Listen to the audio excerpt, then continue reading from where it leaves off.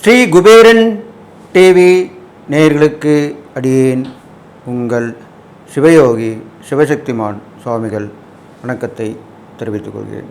இந்த பதிவில் 12 ராசிகளுக்குண்டான மார்கழி மாத ராசி பலன்கள். இந்த மார்கழி மாதம் வருகின்ற 16/12/2024 முதல் 13/1/2025 வரை இந்த மார்கழி மாத பலன்கள் நடைபெறும்.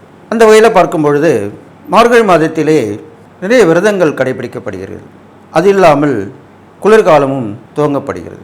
இந்த வகையிலே எல்லோரும் ஆன்மீகத்திலே நாட்டமாக இருப்பார்கள். விரதம் இருந்து அவரவர்கள் இஷ்ட தெய்வம் குலதெய்வம் இவ்வாறு சென்று வருவார்கள். அதனால் இந்த மார்கழி மாதத்திலே சுபகாரியங்களை தள்ளி வைத்தார்கள் பெரியோர்கள், நம்ம வாழ்ந்துவிட்டு சென்ற முன்னோர்கள். காரணம் இல்லாமல் எந்த காரியமும் இல்லை. அவர்கள் அனுபவப்பட்டு உணர்ந்துதான் இவ்வாறு செய்துவிட்டு சென்றிருக்கிறார்கள்.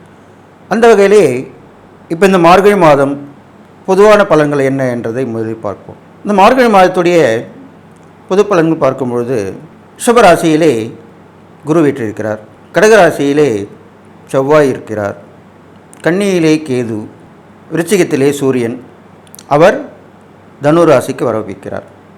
அப்பொழுதுதான் மார்கழி மாதம் துவங்குகிறது. அப்பொழுது தனு ராசியிலே சூரியன், விருச்சிகத்திலே புதன் இருக்கிறார், மகரத்திலே சுக்கிரன், கும்பத்திலே சனி, மீனத்திலே ராகு. இவ்வாறு தான் இந்த நவகிரகங்கள் மார்கழி மாதத்திலே ஆரம்பிக்கும் பொழுது இருக்கப்படுகிறது. இதை வைத்து பார்க்கும் பொழுது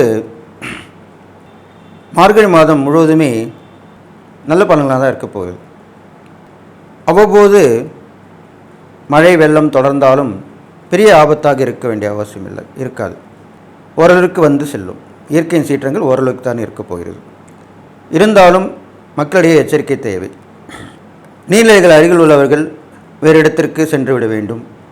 மலை அடிவாரத்திலே உள்ளவர்கள், பள்ளத்தாக்குகளில் உள்ளவர்கள், இவர்கள் எவ்வாறு அங்கு இந்த இயற்கை சீற்றத்தில் இருக்க முடியாதோ முன்னெச்சரிக்கையாக வேறு இடம் சென்று விட வேண்டும். ஆபத்துகள் சேதங்கள் ஏற்பட்டு விளைவுகள் விபரீதமாக இருக்கும்.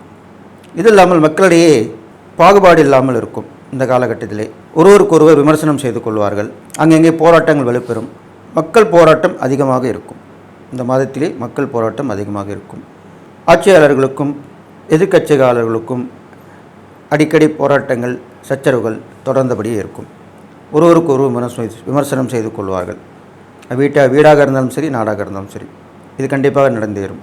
அது இல்லாமல் திடீரென நிலச்சரிவுகள் ஏற்படும், பூகம்பமும் ஏற்படுவதற்கு வாய்ப்புகள் இருக்குது. இவற்றையெல்லாம் கருத்தில் கொண்டு மக்கள் அனைவரும் முன்னெச்சரிக்கையாக இருக்கும்படி கேட்டுக்கொள்ளப்படுகிறது.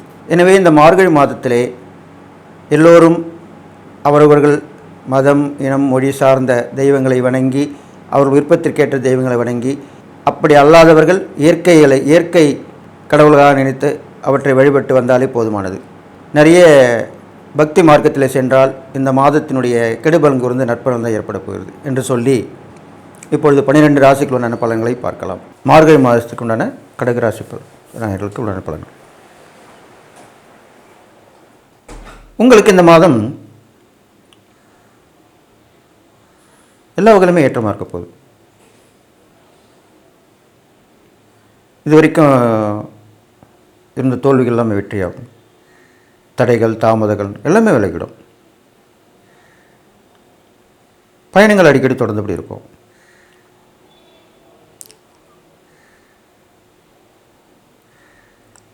நிறைய விஷயங்கள் புதுமையானதை உங்கள் வாழ்க்கையில் ஆரம்பிக்கும். நிறைய பழக்கங்கள் ஏற்பட்டு அது மூலிமா பலன் கிடைக்கும்.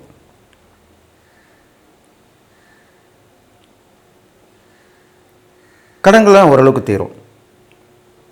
அதுக்குண்டான வாய்ப்புகள் ஏற்படும். வழக்குகள் சற்று தாமதமானாலும் முடிவுக்கு வந்துடும். வீடு மனை வாங்கணும் சம்மந்தப்பட்ட விஷயங்கள் எல்லாமே முன்னேற்றமான பலனாக தான் கொடுக்கும். அதுக்குள்ள முயற்சியில் நீங்கள் இறங்கலாம். அடுத்து வர நாட்களில் அதுக்குண்டான முயற்சியை வெற்றி பெறும்.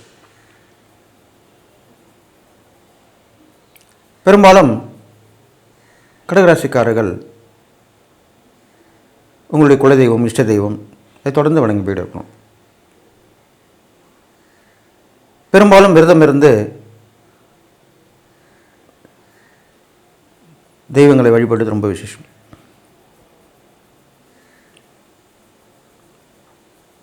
உங்களுக்கு பிடித்த அம்மன் எதுவாக இருந்தாலும் அதை நினைத்து மாலை போட்டு விரதம் இருந்து வழிபட்டு வரலாம். அல்ல சுத்தமான மனதோடு இருந்து மனிதன் நினைத்து வழிபட்டு வரலாம். இது மாதிரிலாம் பண்ணிட்டு வரலாம். பயணங்கள் அடிக்கடி ஏற்பட்ட மாதிரி இருக்கும். உங்களுக்கு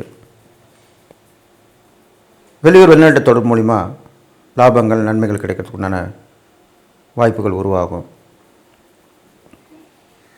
நட்பு உறவுலாம் நிறைய உதவிகள் உங்களுக்கு கேட்காமலே கிடைக்கும்.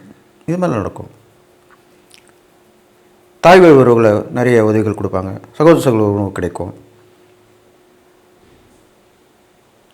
யார் நல்லவங்க யார் கெட்டவங்கன்றது இப்போ உங்களுக்கு புரிஞ்சிடும். அதுக்குண்டான அமைப்புகள் வந்து சேரும்.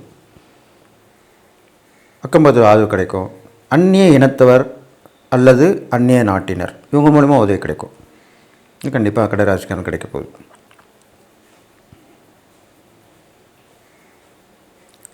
இருந்தாலும் அடிக்கடி கொஞ்சம் உடல் சோர்வு ஏற்படும். மனதில் ஒரு இனம் புரியாத பய உணர்வு, குழப்பங்கள், சந்தேகம் இதெல்லாமே வந்து சேரும். அதெல்லாம் அவ்வப்போது நீக்கணும். தியான மார்க்கமாக இருக்கலாம், வழிபாடு செய்யலாம். இந்த மாதிரிலாம் பண்ணிட்டு வந்தால் அதெல்லாமே தவிர்க்கப்படும். கனவு தொல்லை ஏற்படும். நிறைய கனவுகள் வந்து போகும். பெண்கள் வகையிலே நல்லது நடக்கும், கெட்டது நடக்கும். அவர் மூலம் உதவிகள் கிடைக்கும், உபத்திரம் வந்து சேரும். அதற்கு அதிகமாக பேச்சுவார்த்தை இல்லாமல் வாக்குவாதங்கள் செய்யாமல் இருப்பது நல்லது. மனித ஒரு மூலிமா ஆக்கப்பூர்வமான உதவிகள் கிடைக்கும். குழந்தைகள் புத்திரபுத்திரிக்கு இருந்தால் அவங்களுடைய வளர்ச்சிகள் மேன்மை வரும். அவங்க மூலிமா உங்களுக்கு நல்லது நடக்கும்.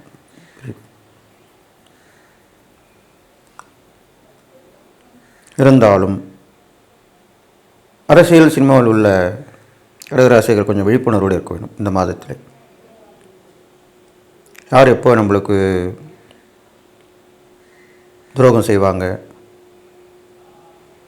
நம்மளை கெடுக்க பார்ப்பாங்கன்றதுல விஷயத்தில் கவனமாக இருக்கணும்.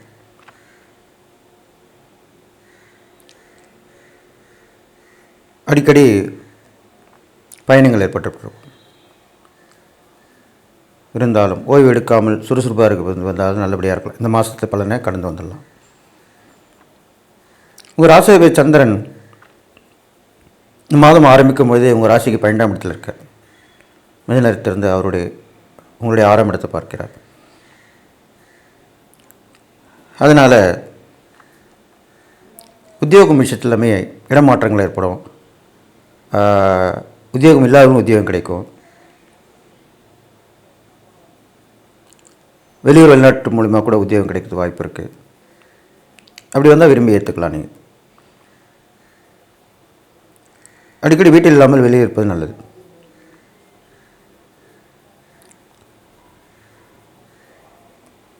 ஆசைப்பட்ட பொருட்கள்லாம் வாங்கி மகிழலாம்.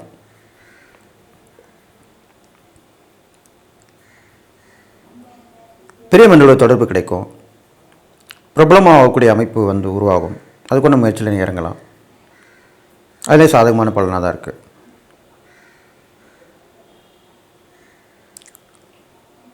பெரும்பாலும் முதலீடுகள் விஷயத்தில் கொஞ்சம் கவனமாக இருக்கணும். அதிகமாக முதலீடு செய்யாமலும் எந்த ஒரு தொழில் வியாபாரம் ஆரம்பிக்கிறதுக்கு சிறுகை கட்டி பெருக வாழுன்னு சொல்லுவாங்க. அந்த மாதிரி எடுத்தோன்னே பெருசாக இறங்கக்கூடாது, அகலக்கால் வைக்கக்கூடாது. அதுக்காக தான் அப்படி சொல்லியிருக்கேன். இது மாதிரி பண்ணிட்டு வந்தாலும் நல்லது நடக்கும். உங்களை தேடி பழைய நட்பு ஒன்று வந்து சேரும். அது மூலிமா நல்லது நடக்கும்.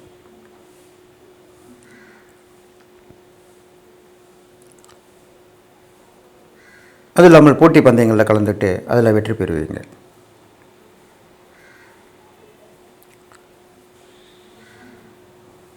நீண்ட நாளாக இருந்த வழக்கு ஒன்று முடிவுக்கு வந்து அது மூலிமா நல்ல விஷயம் நடக்கும்.